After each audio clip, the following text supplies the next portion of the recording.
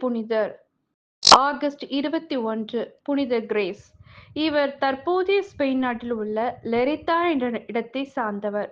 இவரது தந்தை லெரித்தாவை ஆண்டு வந்த கலிபா மன்னர் அல்மான்ஜர் என்பவர் ஆவார்.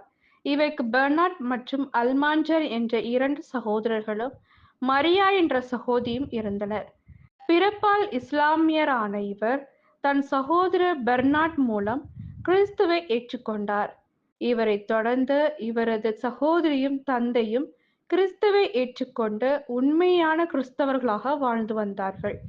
இச்செய்தி இவரது மற்றொரு சகோதரரான அல்மான்ஜருக்கு தெரிய வரவே இவரையும் இவரது சகோதர சகோதரி தந்தை என 4 பேரையும் பற்றி மூர் இனத்தவரிடம் சொல்ல அவர்கள் இவர்களை கொலை செய்தார்கள்.